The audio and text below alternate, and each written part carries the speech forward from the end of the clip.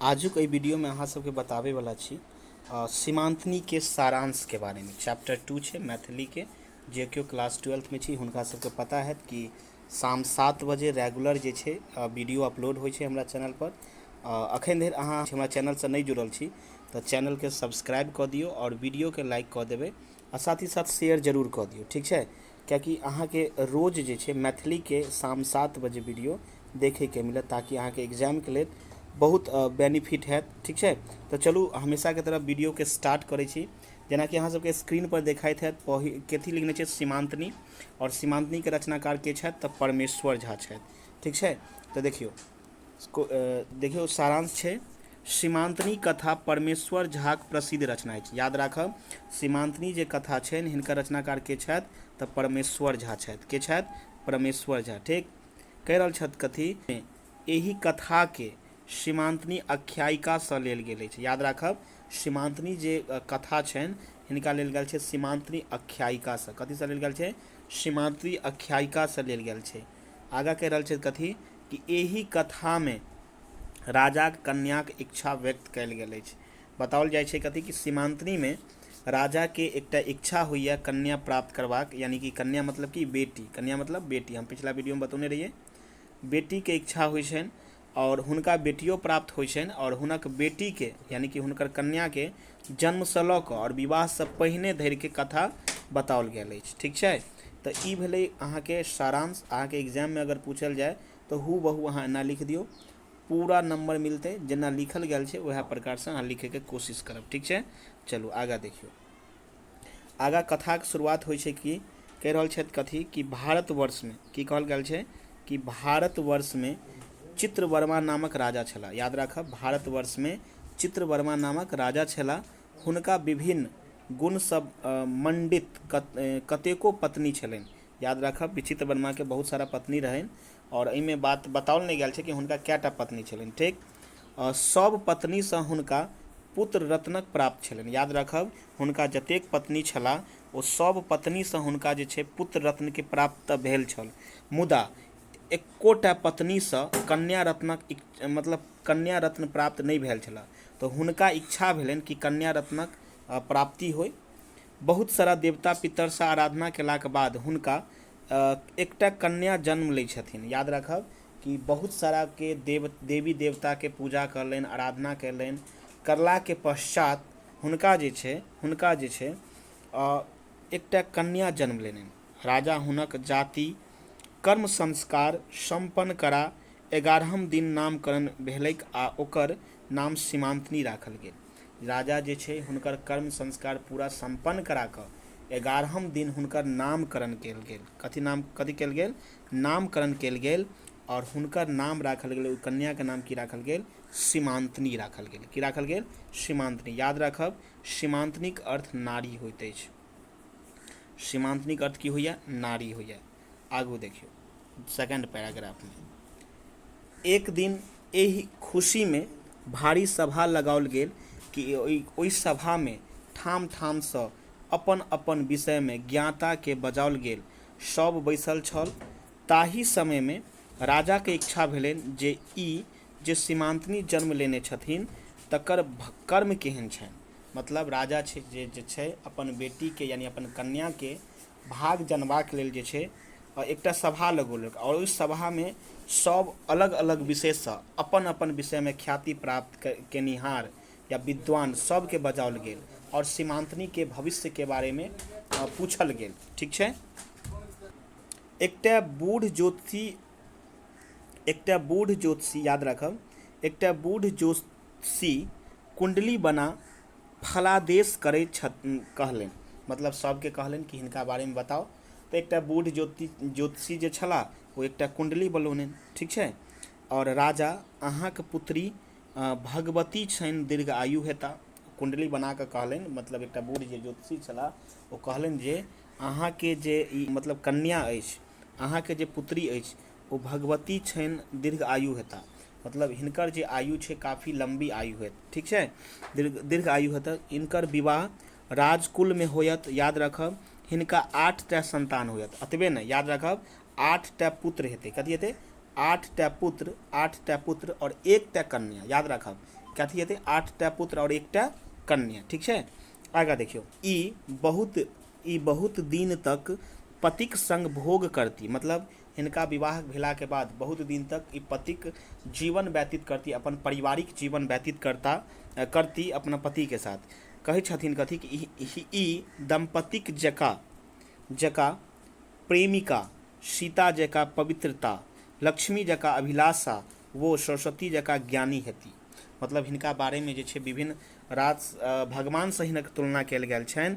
ई बात कहि कऽ बूढ़ ज्योतिषी चुप भऽ गेला और ई सुनि कऽ, ई सुंदर सन फलादेश सुनि कऽ राजा काफ़ी प्रसन्न भेला और काफ़ी प्रसन्न भेला के पश्चात हुनका जे छै बहुत सारा पुरस्कार देल गेल। की कयल गेल? बहुत सारा पुरस्कार देल गेल और एते पुरस्कार देल गेल कि बूढ़ ज्योतिषी जते सोचने नहीं छलै ओहो सब बेसी हुनका जे छै पुरस्कार देल गेल, ठीक छै। आगा देखियो, यानी कि आशा से अधिक कहै छियै।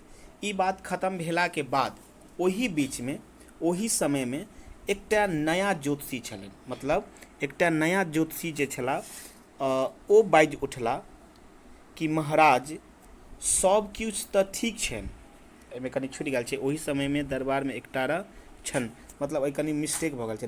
नव ज्योतिषी याद राखब, लिख लेब नव ज्योतिषी याद राखब। ओही समय में दरबार में ई पॉइंट काटि देबै नव ज्योतिषी लिख देबै नव ज्योतिषी, ठीक है। ओही समय में दरबार में की हेतै? नव ज्योतिषी। ओ बजलनि, मुदा एकटा एहन योग छनि जे 14 वर्षक मध्य वैध अवश्य भऽ जायत। मतलब कहे के तात्पर्य छै अवश्य होयत। कहे के तात्पर्य छै कि ओई बूढ़ जे छलै ज्योतिषी जे छला ओ अपन जे छै फलादेश सुना देलनि। हुनका राजा बहुत सारा उपहार देलनि, गिफ्ट मतलब कहि सकै छियै बहुत सारा पुरस्कार देलनि। ओई के किछु देर बाद एकटा ओइमे नया ज्योतिषी छल। ओ ज्योतिषी खड़ा भऽ कऽ कहै छथिन कि महाराज सब कुछ तऽ ठीक छै, लेकिन हिनका एकटा योग लागल छै। योग की छै? तऽ 14 वर्षक आयु में ई ज्योतिषी जे छला, मतलब 14 वर्षक कथी कि विवाहक 14 वर्षक आयु में, विवाहक 14 वर्षक आयु में ज्योतिषी जे छल ओ ज्योतिषी बतबै छथि कि विवाहक 14 वर्षक आयु में सीमांतनी वैद्य भऽ जायत। वैध्यवय के मतलब भेलै विधवा। वैध्यवय के मतलब कथी भेलै? विधवा, ठीक छै। हिनक पतिक देहांत भऽ जेता। ओ राजास कहै छथिन सीमांतनी के और सब तऽ ठीक, मुँह कन्याक वैधवय समाचार सुनि सब केओ व्याकुल भऽ जाइत छै। जखनिए ई बात बजला तऽ पूरा जे छै दरबार में एकटा सन्नाटा छा जाइ छै, एकटा सन्नाटा छा जाइ छै। सब केओ व्याकुल भऽ जाइ छै। यद्यपि ओ ज्योतिषी कोनो मिथ्या कथा नहीं बजल छला, मुदा अन अवसर पर सत्यो नहीं बजबाक चाही। कहै छथि कथी कि लेखक बतौने छथि कि ओ ज्योतिषी जे कहने छला कोनो गलत नहीं कहने छला। मिथ्या का मतलब कोनो झूठा या गलत या अफवाह ई नहीं कहने छला। लेकिन फिर कहै छथिन कि एहन शुभ पल में एहन काम एहन नहीं होबाक चाही। ई राजा जे बजने, राजा के बीच में बजलनि, सब व्याकुल भऽ गेल कि खुशी के पल में जे छै ई दुख के बात कहि देलक, जैसे राजा बहुत चिंतित भऽ गेला।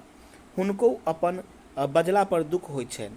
जखन ई ज्योतिषी बजला और देखलक पूरा दरबार में सन्नाटा छा गेल, सब चुप भऽ गेल, राजा से दुखी भऽ गेला, तऽ हुनको अपना आप पर बहुत जे छै दुखी महसूस भेलनि और अपना बयान पर ओकरा काफ़ी जे छै पश्चाताप सेहो भेलनि।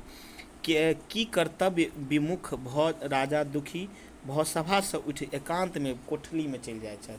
आब देखियौ कि एहिमे एकांत कोठली में जे छै ओ चलि जाइ छथि राजा, और एकांत कोठली में गेला के बाद ओ एकदम शांत स्वभाव पलंग पर चुपचाप पड़ि गेल रहला। मतलब एकटा कहि सकै छी कि राजा के एकटा शोक पकड़ि लेलनि, मतलब कहि सकै छी एकटा शोक धऽ लेलनि हिनका। पहिने ई तऽ विषय सब बड़ गोपनीय राखल गेल। जखन ई राज दरबार में ई बात बाजल गेल तऽ सब केओ ई बात के जे छै ने गोपनीय रखला। मतलब गोपनीय कहे के मतलब ई भेल कि हिनका जे छै वायरल नहीं कयल गेल बात के, ठीक छै। मतलब काफ़ी गोपनीय राखल गेल ई बात के, काफ़ी की कयल गेल? गोपनीय राखल गेल, ठीक छै। तऽ आब देखियो लेकिन धीरे धीरे ई बात रानी आवास में सेहो पहुँच जाइ छै। अंतोगत्वा ई गप सब कानो कान होइत रानी वास तक पहुँच गेलै। अब ई बात धीरे धीरे रानी वास तक पहुँच गेला। सब दिशक दुख एवं क्रदनक वातावरण समय में आकाश में भूमंडल में तारागण टूटि टूटि कऽ गिर रहल छल, मतलब खसैत अछि। एहन मतलब कहि सकैत छी कि एहन दुखदायी पल भऽ गेल छल कि जखन रानीवासमे जखन पता लगला कि राजा जे छै शोकमे डूबि गेल अछि, तऽ रानियो सब खूब कानऽ लगला, खूब रोअऽ लगला, खूब मतलब कहि सकैत छियै कि ओहि दरबारमे मातम छा गेल। मतलब एहन कहि सकैत छी कि ओहि समयमे किनको मृत्यु भऽ गेल, जखन मृत्युके समयमे जे छै अपना देखैत हेबै कि अपना मिथिलामे कि जखन केओ किनको मृत्यु भऽ जाइ छै तऽ कि मतलब बहुत सारा आदमी कतेक कानै छै नहि।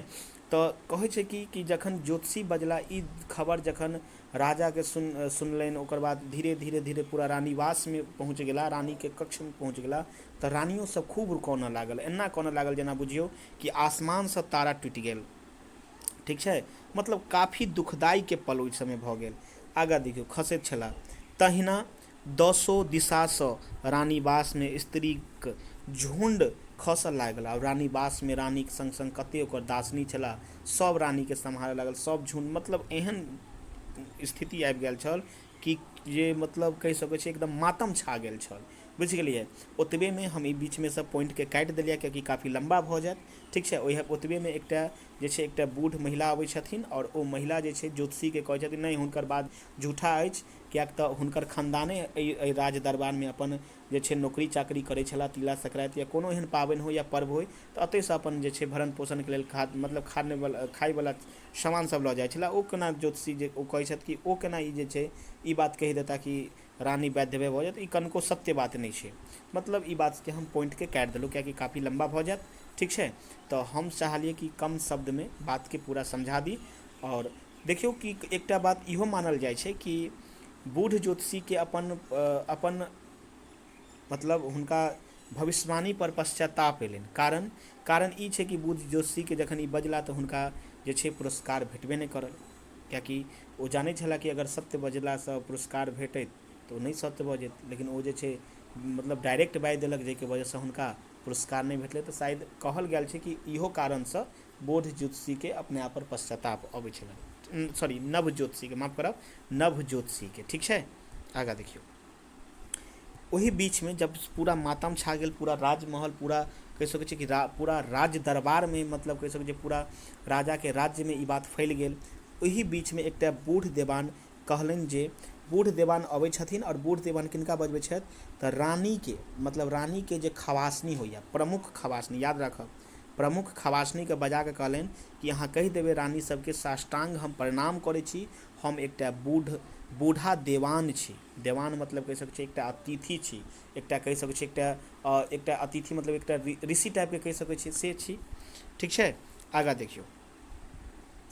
जे हुनका लोकनिक व्यर्थ शोक कथी लेल करै छथि, जब देखलनि कि राजा रानी सब ई सब शोक किया करै छथिन, की बातके शोक करै छथिन, ई बात जे छै बूढ़ा देवान कहै छनि। राज दरबारमे अनेक तरहके लोक अबैत अछि, अनेक तरहक कथा बजैत अछि, कदाचित एहन संशय, मतलब संशयके मतलब संदेह, थिक तऽ जाहि शास्त्रमे अरिष्ट योग लिखत अछि, ओही शास्त्रमे शांति व स्वतनयक विधियों लिखल जाइत अछि।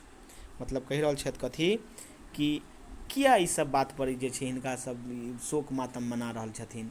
मतलब कि हमसब जानै छी ई राज दरबार छै, सब केओ अबै छथिन, नाना तरहके लोग अबै छथिन, नाना तरहके लोकके मनमे अलग अलग विचार रहै छनि, सब अपन अपन अलग अलग विचार व्यक्त करै छनि।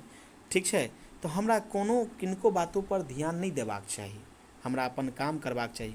अगर ई बात सहीमे सत्य छै, अगर ई शास्त्रमे अरिष्ट योग लिखल गेल छै, अरिष्टके मतलब होइ छै अशुभ काम, अगर शास्त्रमे अगर ई अशुभ लिखल गेल छै तऽ एकर समाधानके सेहो व्यवस्था कयल गेल छै। चलू हम एकर समाधानके लेल हम किछु करै छी। ठीक छै, आगाँ देखियौ ई के कहने छथि तऽ बूढ़ा देवान कहलनि। ठीक छै, आगाँ देखियौ। आइ दिनसँ, ई आइए नहि कहबै, आइ दिनसँ कनि टाइपिंग मिस्टेक भऽ गेल छै, आइ दिनसँ नाना प्रकारक शांति सत्ययन आरंभ करा दे। मतलब एहिके मतलब होइ छै कि मतलब धार्मिक एहन कोनो कर्मकाण्ड जे शुभ मानल जाइत होइ करा दै छी, जे कोनो चिंता नहि। मतलब ई बात जे छै बूढ़ा देवान सबके मतलब भरोसा देलनि कि हम एकटा एहन योग्य करा दै छी, एकटा एहन कर्मकाण्ड कऽ दै छी जाहिसँ अहाँ सबके कोनो प्रकारके चिन्ता लेबाक जरूरी नहि छै, ठीक छै। आ सुनि कऽ एहिसँ पहिने सुनियौ कि जखन ई बात सब रानी सबके पता लागल तऽ रानी सबके बोल भरोस मिलल, आ जखन बोल भरोस हुनका सबके मिलला तऽ ओ सब शान्त भऽ गेल और चुप रहि गेल, मतलब चुप भऽ गेलिन। ओकर बाद देखियौ इस कहानीके एते समाप्त कऽ देल जाइ छै, ठीक छै। अंतमे देखियौ एहि कथाक महत्व मैथिलीक प्रारंभिक गदक परिचयक दृष्टिकोणसँ कयल जाइत अछि। एकर भाषा संस्कृत शब्दक प्रयोगसँ भरल अछि। कहि रहल छै कि ई गद कथामे, ई गद खण्डमे, कथामे खास कऽ बुझियौ कि पूरा संस्कृते शब्द भरल छै। तथापि मैथिली कथाक विकासमे ई एकटा कम नहि अछि। मतलब अगर कहल जाय कि मैथिली कथाके जहिया विकासक बात होत तऽ ई कथाके बारेमे केओ मतलब एकरा बारेमे कोइ बजलासँ पीछा नहि हटत। बात बुझि गेलियै? तऽ उम्मीद करै छी, आशा करै छी कि अहाँ सबके ई सारांश बढ़िआँसँ समझमे आयल हैत। आ कमेंटमे जरूर बताबी कि समझमे एलै कि नहि एलै, ठीक छै। अगर ई बढ़िआँसँ समझमे आयल हैत तऽ चैनल पर पहिल बेर आयल छी तऽ चैनलके सब्सक्राइब कऽ दियौ जे अहीँके फ़ायदा हैत, ठीक छै। और साथ साथ वीडियोके शेयर जरूर कऽ दियौ, और अहाँके शेयर करलासँ और हमरा वीडियो पर व्यूज आ कमेंट और लाइक भेलासँ हमरा वीडियो बनबैमे एकटा नया ऊर्जा अबैत अछि, जाहिसँ हम अहाँके लेल रोज अहाँके लेल हम मेहनत कऽ रहल छी। अगर अहाँ हमरा फॉलो करऽ चाहै छी यूट्यूबके अलावा तऽ हमरा अहाँ फॉलो कऽ सकै छी। ओना तऽ फेसबुक पेज पर अहाँ सर्च कऽ सकै छी, फेसबुक पेज पर हमरा फॉलो कऽ सकै छी सक्सेस विद केडी सरके नामसँ। और अगर इंस्टाग्राम पर फॉलो करऽ चाहै छी तऽ एकर आईडी डायल छै, ओ आईडी पर फॉलो कऽ सकै छी, ठीक छै। तऽ तब तक के लेल जय हिंद, जय मिथिला, जय मैथिली।